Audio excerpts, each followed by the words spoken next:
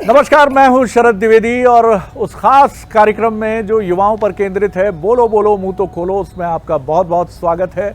और युवाओं की एक और एनर्जेटिक टीम मेरे साथ है।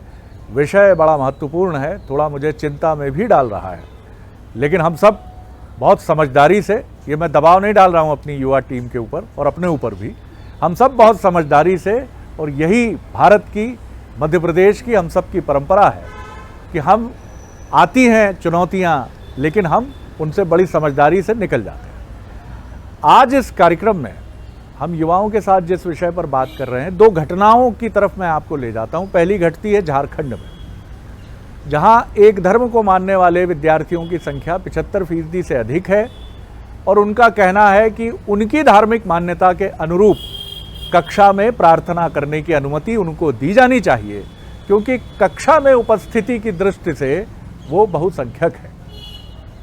एक घटना घटती है आपके हमारे मध्य प्रदेश की राजधानी भोपाल में, जहां एक धार्मिक प्रथा कह लीजिए, या आप कह लीजिए कि एक जो भजन का स्वरूप कह लीजिए, चालीसा कह लीजिए, उसके पाठन पर आपत्ति ली जाती है। और स्पष्ट होकर मैं कहूँ तो हनुमान चालीसा के पठन पाठन पर आपत्ति ली जाती है। और वहाँ भी ये बात सामने आती है कि आपत्ति लेने वाले एक वर्ग विशेष के छात्र हैं, जिन्होंने इसकी मैनेजमेंट से शिकायत की। मैनेजमेंट का ये दावा है कि किसी को भी यहाँ जो कक्ष हैं हॉस्टल के, उनको एक साथ बैठकर इस तरह की प्रेयर की अनुमति नहीं है, कंबाइंड स्टडी की अनुमति है, कंबाइंड प्रेयर के लिए नहीं कहा गया। जाहिर है जो घटना झारखंड की है, वहाँ सरकार ने इसको सख्ती से इनकार किया कि आपकी संख्या अधिक हो, चाहे आप 100% भी क्यों ना हो, जो नियम है वो नियम है। और भोपाल की घटना के संदर्भ में जांच की बात सामने आई है। सरकार की तरफ से कहा गया है कि इसकी जांच कराई जाएगी। बड़ा प्रश्न है ये, आज इसी पर हम बात करेंगे। जो हमारे साथ मेहमान हैं उनसे शुरुआत करते हैं। सबसे पहले मैं स्नेहल लाहौटी की तरफ चलूँगा, जो एक युवा अधिवक्ता हैं, और सबसे महत्वपूर्ण बात है कि वो बच्चों के बीच में वो उनको जागृत करती हैं, बैड टच, गुड टच, और इसके साथ वो संगठन से जुड़ी हैं। बेहतर है कि वो अपने बारे में खुद बताएंगी। स्नेहल, बताइए अपने बारे में जी। तो मेरा नाम स्नेहल लाहौटी है और मैं एक लॉयर हूँ। मैंने LLB LLM किया है एंड करंटली अभी मैं बच्चों के साथ और टीचर्स के साथ काम कर रही हूँ, जहाँ मैं उन्हें कुछ सोशियो लीगल ईविल्स हैं, जैसे child sexual abuse, child marriage, child labour, इन चीज़ों की लीगल अवेयरनेस क्रिएट करती हूँ बच्चों में। तो मैं उन्हें पॉक्सो एक्ट और इन सब के बारे में बताती हूँ। बहुत स्वागत है आपका। और आप एक कानून की रोशनी में, जिसे कहा जाता है, आप हमें बताएंगी कि हम किस तरफ हैं। जी, मैं आपकी तरफ आता हूँ। मेरा नाम सलोनी जैन है। मैंने MSW किया है, master in social work, and अभी मैं पिरामल फाउंडेशन में एजुकेशन डिपार्टमेंट के साथ काम कर रही हूँ। एंड इसके अलावा मैं FSW जो वुमेंस होती है, फीमेल सेक्स वर्कर, उनको एंड उनके बच्चों को सेल्फ डिफेंस सीखना चाहिए, तो उसके लिए मैं काम कर रही हूँ, जिसमें मैं कार्ड NGO के साथ काम कर रही हूँ। तो बहुत बढ़िया, दो बहुत ही ज़बरदस्त प्रतिनिधि हमारे बीच में हैं। चलिए, मैं शैवी की तरफ चलता हूँ, सलोनी के बाद। नमस्कार, मैं शैवी खोड़े और मैं the Bhopal school of social science से BBA द्वितीय वर्ष की छात्रा हूँ। वाह, हमारी सबसे युवा मेंबर हैं। शैवी के बाद रितिका। नमस्कार सर, मेरा नाम रितिका जैन है। मैं BSS से मास्टर्स इन सोशल वर्क कर रही हूँ। तो यहाँ मेरा अलग अलग एरिया में अभी चल रहा है एक्सपोजर, कि कहाँ कैसा है। उसके बाद आई विल डिसाइड कि कहाँ मेरा फाइनल है, कि विमेन है या क्या है। हम लोग अलग अलग विषयों पे पढ़ाई कर रहे हैं। बिल्कुल, ये आपका अधिकार है। आयुष शर्मा की तरफ चलेंगे। जी सर। नमस्कार सर, मेरा नाम आयुष शर्मा है और मैं माखनलाल विश्वविद्यालय का MA पत्रकारिता का छात्र हूँ। ऐश्वर्य। नमस्कार सर, मेरा नाम ऐश्वर्य आदित्य चतुर्वेदी है। मैं इंडियन एडमिनिस्ट्रेटिव सर्विसेज की तैयारी कर रहा हूँ। बिल्कुल, और बहुत मजबूती से तैयारी करिए, जैसी पर्सनैलिटी आपकी है। जी, संबल। नमस्कार सर, मेरा नाम संबल झा है और मैंने MIT school of government Pune से चुनावी प्रबंधन की पढ़ाई की 2 वर्षों के साथ, और फिर उसके बाद अभी मौजूदा समय में भोपाल में प्रसार नाम की संस्थान को चला रहा हूँ, जो कि चुनाव प्रबंधन और इमेज ब्रांडिंग के क्षेत्र में काम करती है। अरे वाह, बहुत बढ़िया, गजब का पैनल है, बड़ा मज़ा आएगा। सबसे पहले मैं स्नेहल से कानून की रोशनी में समझना चाहूँगा इस बात को कि स्नेहल, अगर किसी शैक्षणिक संस्थान में इस तरह से प्रेयर ऑफरिंग्स है, तो ये कितनी जायज़ है, कब तक जायज़ है, उसको करना, क्या मैं अपने बंद कमरे में बैठकर अगर मैं बिना किसी को डिस्टर्ब किए कर रहा हूँ तो ये उचित है, और अगर मैंने इतनी उसकी आवाज़ बढ़ा दी कि वो डिस्टर्बेंस हो रहा है बगल मेरे साथी को और उसने आपत्ति ली है, तो ये जायज़ नहीं है। किस तरह से आप कानून की रोशनी में देखती हैं? सबसे पहले मैं सबका ध्यान लाना चाहूँगी अनुच्छेद 25 की तरफ। संविधान का जो आर्टिकल 25 है वो हमें देता है राइट टू रिलीजन। हर इंसान को पूरा अधिकार है कि वो अपने रिलीजन को पूरी तरीके से फॉलो कर सकता है, लेकिन उसमें कुछ अपवाद हैं, कुछ अलग अलग तरीके के रिस्ट्रिक्शंस आते हैं। आप दूसरों को परेशान नहीं कर सकते। तो अगर रिलीजन एक बहुत ही इंटीग्रल मैटर है, मैं उसे बहुत इंटीग्रल मानती हूँ कि मेरा भगवान मेरे मन से जुड़ा हुआ है। बहुत सुंदर। तो ये बहुत ज़रूरी है हमें जानना कि मेरे धर्म की प्रैक्टिस की वजह से क्या कोई दूसरा व्यक्ति परेशान हो रहा है। दूसरी एक, आपने सिंस कानून का पूछा तो मैं एक और चीज़ कहूँगी कि कानून में एक चीज़ होती है मेंस रिया। आपके इंटेंशन क्या है? इंटेंशन क्या? मेंस रिया। मेंस रिया ये ग्रीक है, लैटिन वर्ड है ये? जी, लैटिन। लैटिन। तो मेंस रिया ये है कि आपके इंटेंशन क्या है। तो अगर आपका इंटेंशन ये है किसी भी इंस्टीट्यूशन में या किसी भी गली कहीं पर भी कि आप दूसरे धर्म के इंसान को परेशान करना चाह रहे हैं, या आप उन्हें ये बताना चाह रहे हैं कि हम मेजॉरिटी में हैं, तुम डर के रहो, तो ये बहुत गलत बात हो जाती है। ये इलीगल ही नहीं, इमोरल भी है।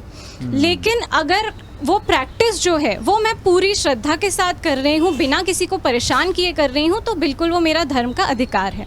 क्या बात है। मुझे लगता है कि पूरी डिबेट का सार ही कानून और संविधान ने हमको बता दिया है, और मैं स्नेहल को बहुत बधाई दूंगा कि बहुत टेंडर एज में इन्होंने हमें बहुत शालीनता से और बड़ी सरल हिंदी में कानून को समझा दिया। चलिए, आपके हाथ में संबल माइक्रोफोन है, तो आप ही अब ये नज़रिया आपका अपना होगा। ये कानूनविद के नाते भी स्नेहल का नज़रिया था। आप क्या सोचते हैं इस मसले पर? कितना झारखंड की घटना, भोपाल की घटना को किस परिप्रेक्ष्य में देखते हैं, कॉन्टेक्स्ट में देखते हैं? सर, मैं पहले दोनों घटनाओं से थोड़ा एक कदम आगे और जाना चाहता हूं। ये विषय हमने रखा है, लेकिन मैं इस विषय से थोड़ा एक कदम सभी का ध्यान आकर्षित करना चाहता हूं कि धर्म में, चाहे वो कोई भी धर्म हो, चाहे मैं जिस धर्म से आता हूं या अन्यथा और कोई भी धर्म हो, हम इस मुद्दे पे, हम इस विषय पे अभी पड़े हुए हैं कि हमारे धर्म का प्रचार प्रसार ज़्यादा हो। धर्म कोई कमोडिटी नहीं है सर, धर्म कोई प्रोडक्ट नहीं है। आप ये सभी धर्मों के मतावलंबियों के लिए जी जी, मैं सभी धर्मों के लिए बोल रहा हूँ कि धर्म कोई प्रोडक्ट नहीं है कि हम ज़्यादा से ज़्यादा सेल करें।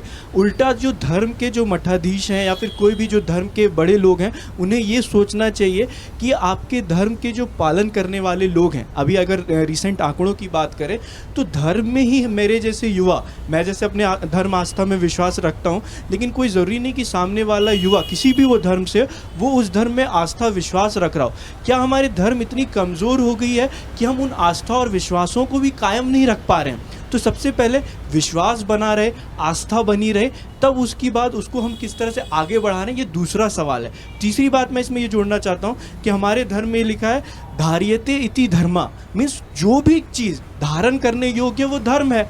इसमें अगर मान लीजिए मेरे धर्म में अगर देशभक्ति की पाठ पढ़ाई जा रही है, अगर मेरे धर्म में ये बोला जा रहा है कि एक अच्छी सी कविता है, मैं वो सुनाना चाहता हूँ कि अगर हो जन्म दोबारा तो ये भारत भूमि ही मिले, और उसमें अगर ये दोबारा और देशभक्ति की बात अगर हमारे धर्म में हो रही है तो इसमें पालन करने से इसमें किसी भी धर्म को गुरेज नहीं होना चाहिए।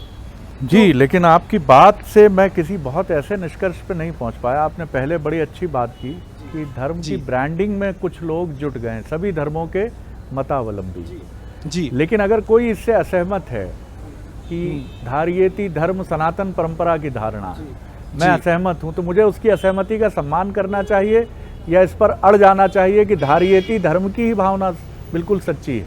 नहीं, अड़ने वाली कोई भी बात नहीं सर। अगर कोई चीज़ आपने बिल्कुल ठीक उत्तर दिया। यही हमारा सामाजिक उत्तरदायित्व तो हमें समझाता है और यही हमारा संविधान हमसे कहता है। सलोनी, आप क्या कहेंगी इस पर? मैं ये कहना चाहती हूँ कि जो ये मध्य प्रदेश की घटना हुई है, हॉस्टल में हुई है, तो वहाँ जो बच्चों जो विद्यार्थी कर रहे थे अपने धर्म के लिए भजन एंड ऑल, तो वहाँ पर सभी बाकी बच्चे पढ़ रहे होंगे, किसी की एग्ज़ाम हो रही होगी तो वो डिस्टर्ब हो रहे होंगे। तो अगर वो एक बार बोल रहे हैं कि अगर उन्हें एक बार बोल दिया उन्हें कि आप मत करिए या धीरे करिए, और उसके बाद भी वो इंटेंशनली कर रहे हैं बार बार और तेज़ आवाज़ में धर्म के नाम पे बहुत तेज़ अगर बोल रहे हैं और दूसरों की पढ़ाई अगर उस पर हार्म हो रहा है, तो वो सही नहीं है मेरे हिसाब से। ये भी एक नज़रिया आपने रखा है। क्या आप सब ये मानते हैं, हाथ उठाकर मुझे बताइए, कि धर्म की ब्रांडिंग जैसी बात संबल ने कही, क्या धर्म को हम प्रदर्शन की तरफ तेज़ी से ले जा रहे हैं?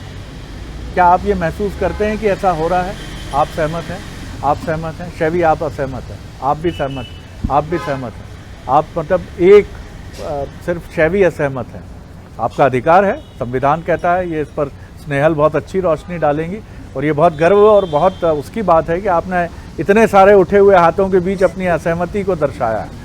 ये महत्वपूर्ण बात है। लेकिन ये महत्वपूर्ण चीज़ ये भी है कि अगर मेरे किसी कृत्य से किसी को परेशानी हो रही, क्या आप लोग ये भी हाथ उठाकर मुझे, धर्म की जहाँ भी चर्चा होती है तो आप संकोच भी करते हैं और डर भी जाते हैं क्या? स्वाभाविक है, ये स्वाभाविक है, सभी इससे सहमत है। ये भी बड़ी महत्वपूर्ण बात है। शैवी, तुम बताओ, एक तो पहला अपना असहमति का कारण भी विनम्रता से बताओ। मैं ये जो मध्य प्रदेश की घटना हुई है इस पर मैं ये बोलना चाहूँगी कि अगर वो लोग प्रार्थना कर रहे थे या जो भी कर रहे थे, अगर असेंबली में पूरा इंस्टीट्यूशन सबको प्रेशराइज कर रहा है कि आप इस पर्टिकुलर धर्म को फॉलो करो, तो वो गलत है। लेकिन अगर वो अपने कमरे में या आपस में अगर कुछ भी कर रहे हैं तो उसमें असहमति नहीं जता सकते, क्योंकि वो हॉस्टल था और हॉस्टल के अंदर अगर कोई बच्चा इंस्टीट्यूशन में रह रहा है 24/7 तो वो अपना धर्म फॉलो कर सकता है। जो दिक्कत थी वो ये थी, शायद उनकी आवाज़ थोड़ी तेज़ थी और शायद दूसरे बच्चे उससे डिस्टर्ब हो रहे हैं। तो डिस्टर्बेंस केवल धर्म से नहीं हो सकता, अगर वो लोग कोई और गाने बजा रहे होते या किसी और तरीके का डिस्टर्बेंस होता तो भी उनके लिए डिस्ट्रैक्शन होता। लेकिन धर्म को एक मुद्दा बना लिया गया कि धर्म को एक मुद्दा बना लिया गया कि धर्म ऐसा है और ये लोग ऐसा कर रहे थे। वो लोग गलत नहीं कर रहे थे, बस उन पे अगर फाइन इम्पोज कर रहे हैं जो भी है, वो रीज़न ये था कि वो लोग शोर उनका थोड़ा ज़्यादा हो रहा था। लेकिन हम ये नहीं बोल सकते कि उसको फॉलो ना करें। बहुत सुंदर बात है और मुझे लगता है कि इसमें दो घटनाएं कैटलिस्ट बन गई जी। एक तो फाइन लगाना जी। और दूसरा जो भी शिकायतकर्ता पक्ष था जी। वो अगर शिकायत नहीं करता जी। और जैसा होता है कि हम आम सहमति से विषयों को सुलझा लेते हैं जी, तो बात बहुत आसानी से खत्म हो जाती है। बहुत छोटी सी बात थी जो आपस में सुलझा सकते थे, लेकिन उसको एक बहुत बड़ा मुद्दा अगर मुझे आधे घंटे डिस्टर्बेंस हुआ है जी, अगर हनुमान चालीसा पढ़ी जा रही है या किसी दूसरे रिलीजन की भी कोई ऑफरिंग है, जी, वो गुरु ग्रंथ साहिब का पाठ है, अगर उसकी अवधि 5-10 मिनट की है, वो नमाज भी है, जी, वो गुरु ग्रंथ साहिब का पाठ है, या जैन समाज का भी कोई नमोकार मंत्र है, अगर वो हो रहा है और 5 मिनट चल रहा है, वो हार्डली लास्टिंग 5 मिनट्स, तो हम सब धैर्य से उसको सुन सकते हैं कि इनको बिल्कुल इनका सम्मान हम करते हैं, नमाज है या हनुमान चालीसा है, हम सम्मान करते हैं, बात समाप्त हो जाएगी। ऐश्वर्य, आप गहन चिंतन की मुद्रा में हैं जी। सर, मैं सबसे पहले शैवी की बात से सहमत हूँ कि मैं मेरे पर्सनल कैपेसिटी में किस तरीके से भगवान से कनेक्ट करना चाहता हूँ, उस चीज़ से मैं सहमत हूँ। पर at the same point hostel की बात अगर हटा दी जाए, मतलब मेरा जो व्यू है, जो आजकल स्कूल कॉलेजों में धर्म, भैया ने बोला ब्रांडिंग, मैं मानता हूँ स्कूल कॉलेजेस में धर्म की जगह सिर्फ हमें राष्ट्रीयता सिखानी चाहिए बच्चों को। हम उन शहीदों के बारे में नहीं, कैसे सिखाएं राष्ट्रीयता? सर, हम बहुत कम फ्रीडम फाइटर्स के बारे में बात करते हैं, कोई अलूरी सीताराम राजू के बारे में बात नहीं करता। आप क्या ये मानते हैं कि राष्ट्रीयता सिर्फ फ्रीडम फाइटर्स को जानना है या देश से सच्चा प्रेम करना राष्ट्रीयता है? सर, देश से सच्चा प्रेम करना राष्ट्रीयता है। फिर क्योंकि पर हमें ये भी सिखाना पड़ेगा ना सबसे पहले कि हमारा देश गांधी पहले जी की आता है। आत्मकथा पढ़ी है आपने? जी। सत्य के मेरे प्रयोग पढ़ी है आपने? जी। पढ़ी है आपने? जी जी, मैंने कुछ अभी स्टार्ट ही किया उसको। भगत सिंह जी के पत्र आपने पढ़े हैं? सर, ये पढ़िए ना थोड़ा सा। आई एम एन एथीस्ट मैंने पढ़ा है सर। वाह वाह, मैंने पढ़ा है। तो मेरा ये मानना है कि हमें बच्चों को ये प्रमोट करना चाहिए, we have to work for our nation. जबकि आज बच्चे अपने एक धर्म को प्रमोट करने में लगे हैं। आज शायद बच्चे धर्म विशेष की तरफ ज़्यादा बढ़ रहे हैं। बिल्कुल, लेकिन मुझे लगता है धर्म और राष्ट्रीयता एक ही सिक्के के दो पहलू हैं। धर्म यही कहता है कि आप अपने देश से प्यार करिए और राष्ट्रीयता यही कहती है कि आप जिस भी रिलीजन को फॉलो करते हैं वो रिलीजन के जो भी मूल्य मानदंड हैं उनको आप फॉलो करिए, लेकिन उनको किसी पर थोपिए मत, इम्पोज मत करिए। और हम सब जैसे गुलदस्ते के अलग अलग फूल हैं, हम उसी तरह हैं। डाइवर्सिटी जो हमारी है वही हमारी सबसे बड़ी ताकत है। चलिए मैं आता हूँ, आपने कुछ बहुत खूबसूरत बातें की हैं, मैं आता हूँ आयुष की तरफ, फिर मैं एक बार इनकी तरफ आऊँगा, रितिका की तरफ। किसी भी शिक्षण संस्थान की जब बात होती है तो शिक्षण संस्थान में हम सब एक भारतवासी हैं। अब बात आती है हनुमान चालीसा पे, तो हमें ये देखना चाहिए कि हनुमान चालीसा पढ़ा कहाँ गया। एक विश्वविद्यालय के हॉस्टल के एक कमरे में, जहाँ किसी को बिना ज़बरदस्ती के करके नहीं लाया गया। जो भी लोग आए थे वो अपने मन मर्जी से आए थे। दूसरा, हमें इसमें एक और चीज़ देखनी चाहिए कि वो कोई नियमित नहीं हो रहा जिससे नियमित परेशानियां खड़ी हो। वो ज़्यादा से ज़्यादा समय, हनुमान चालीसा का अधिकतम समय हम मान लें तो 5 मिनट होता है। बिल्कुल। और अगर हम हॉस्टल में रह रहे हैं तो हम सब भाई ही हैं, हम सब एक हैं। तो अगर 5 मिनट हमारे बीच के लोग कोई कुछ कर रहे हैं तो इसको हमें मुद्दा नहीं बनाना चाहिए। लेकिन ये हनुमान चालीसा तक ही सीमित नहीं रहना चाहिए। ये सभी रिलीजन, कोई भी रिलीजन 5 मिनट की, जो क्योंकि हम पढ़ने आए, हमारा मूल कार्य अपनी धार्मिक मान्यताओं के बहुत ईमानदारी से अनुपालन के साथ ये भी है कि हम अपने अभिभावकों के सपनों को सत्य सिद्ध करें। तो क्या कहते हैं, अगर हमारे बीच के भाइयों ने अगर कुछ 5 मिनट कर दिया, 5 मिनट हो सकता है लाइट भी जा सकती है, तो हमारी पढ़ाई तो उसमें भी बाधित हो सकती है। तो हमारे बीच के भाइयों ने किया तो उसको आपसी सामंजस्य से हमें करना चाहिए। उनको बाद में कहना चाहिए कि भाई ये बात हम इससे परेशानी हो सकती है। उसको मुद्दा बना दिया और उसको वहाँ तक प्रशासन तक पहुँचा दिया, और प्रशासन ने भी उसको समझाइश न देते हुए 5-5 हज़ार का जुर्माना लगा दिया। यहाँ गलत हो जाता है ये। और जो अगर बिल्कुल सहमत हूँ आपकी बात से। जी रितिका। सर मेरे according to me actually sir मेरे को ऐसा लग रहा है कि हम अभी मतलब जो यूथ है या फिर जो लोग हैं उनमें टॉलरेंस की पार बहुत कम है। मतलब लोग दूसरे के धर्म को टॉलरेट ही नहीं कर पा रहे। मतलब दूसरा जब स्टार्ट होता है तो हम अपना बताना शुरू कर देते हैं। मतलब सर जैसे 5 मिनट की बात है या 10 मिनट धर्म जो है वो टॉलरेंस की ही बात करता है। Exactly sir. जितने गंभीर, सहिष्णु, धैर्यवान आप होंगे, धर्म तो जैसा संबल ने कहा, धार्येति धर्म। Right sir. तो यही चीज़ से कमी है जिसकी वजह से लड़ाइयाँ हो रही हैं। अगर हम हनुमान चालीसा या कुछ भी हो सर, अगर 5 मिनट के लिए so someone can tolerate it कि हाँ 5 मिनट के लिए ठीक है ख़त्म हो जाएगा। बट लोगों में टॉलरेंस ही नहीं है। अब सर हो सकता है चालीसा पढ़े जा रहा हो तो सामने वाली ने कंप्लेन रेज कर दी, आप उसको सामने बैठ के बातचीत कर सकते हैं कि हमें इस चीज़ से डिस्टर्बेंस हो रहा है। बट ये ना करते हुए एक राष्ट्र का मुद्दा बन गया। मतलब सब प्रॉब्लम्स हमारे देश में कम है कि हम ये प्रॉब्लम्स भी ऐड ऑन कर रहे हैं। वाह, बहुत खूबसूरत। तो ये बात मुझे कही। थोड़ा क्लियर। फिर मैं स्नेहल की तरफ आता हूँ। स्नेहल, मुझे ये समझाइए, और यहाँ मैं चाहूँगा कि वकील, युवा वकील तो आप हैं ही, लेकिन एक युवा भी हैं, तो वकील और युवा थोड़ा पैरेलल भी चलें तो अच्छा है। एक वकील भी अपनी राय दे और एक युवा स्नेहल भी अपनी राय दे। मुझे समझाइए इसमें कि एक युवा के नाते आप क्या सोचती हैं? संविधान का पक्ष भी आप रखना चाहें तो वो भी रख दें इसमें। क्या इसमें इस मामले को टैकल करने में कुछ हड़बड़ी हुई, जैसा हम सभी देख रहे हैं कि प्रशासन को जुर्माना लगाने के बजाय अगर वो असेंबली को बुलाकर और विरोधी और समर्थन पक्ष को बुलाकर बात करा देनी थी, और इतना बड़ा विषय नहीं था, और अगर हम इसमें एक दूसरे के साथ सामंजस्य बिठाने पर जोर देते और उसमें दोनों पक्ष भी उसके लिए आगे आते तो ये बात खत्म हो जाती। बिल्कुल, मैं अपने जो भी को पैनलिस्ट हैं उनसे सहमत हूँ कि इनटॉलरेंस कम होता जा रहा है और दोनों ही पक्षों में कम होता जा रहा है। तो मुझे ऐसा लगता है कि इंडिया एक सेक्युलर नेशन है। हर धर्म को इक्वली, हम लोग यूएस की तरह नहीं है कि state and religion is different. हम लोग, इंडिया का एक अलग ब्रांड ऑफ सेक्युलरिज्म है जहाँ हम कहते हैं कि हर रिलीजन को इक्वली रिस्पेक्ट करना है। यहाँ जो आपने ये वाली बात कही कि इस मामले को किस तरीके से, तो यहाँ मैं कहूँगी कि मुझे जानकारी का कुछ अभाव है, इसीलिए मैं टिप्पणी नहीं देना चाहूँगी। मुझे नहीं पता कि उन लोगों ने आपस में क्या बात करी। मुझे नहीं पता कि जिन लोगों ने वो हनुमान चालीसा को ऑर्गेनाइज़ किया उन लोगों से क्या एक बार बात करी गई थी कि इस तरीके से मत करो। क्या उन्हें इस तरीके से उन लोगों को कहा गया जिन्होंने कंप्लेन करी कि जाओ कर लो जो कर सकते हो। इस तरीके की अगर कोई बात हुई है तो उनका कंप्लेन करना जायज़ है।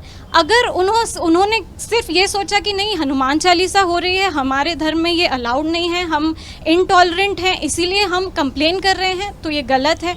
और अगर उन्होंने एक सामंजस्य बिठाने की कोशिश करी अपने लेवल पर तो बिल्कुल सही है। अगर उन्हें इस तरीके का रिएक्शन मिला कि आप लोग कर लीजिए, आपको जो करना है हम तो इसी तरीके से करेंगे, हम रोज करेंगे, तो उनका फिर एक्शन जायज़ हो जाता है। तो मैं कहूँगी कि मुझे जानकारी का अभाव है, इसीलिए मैं इस पर टिप्पणी नहीं देना चाहूँगी। जानकारी का अभाव तो हमें भी है, और मैं चाहूँगा कि आपका वकील जो है वो थोड़ी देर के लिए हटे, और जो युवा स्नेहल हैं वो जैसे वो दीवार का डायलॉग था, जब तक एक भाई बोलेगा एक भाई सुनेगा, तो एक वकील ने बोला, एक पत्रकार ने सुना, लेकिन अब एक स्नेहल बोले और एक जर्नलिस्ट सुने, ऐसा भी बोलिए कुछ।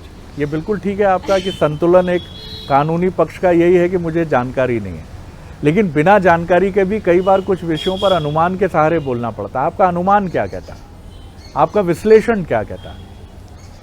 मेरा अनुमान सर ये कहता है कि tolerance as a human value बढ़नी चाहिए। स्वामी विवेकानंद ने भी जब हिंदू धर्म के बारे में कहा तो उन्होंने यही कहा कि हिंदू धर्म एक ऐसा धर्म है जो यूनिवर्सली टॉलरेंट है और मदर ऑफ ऑल रिलीजन्स है।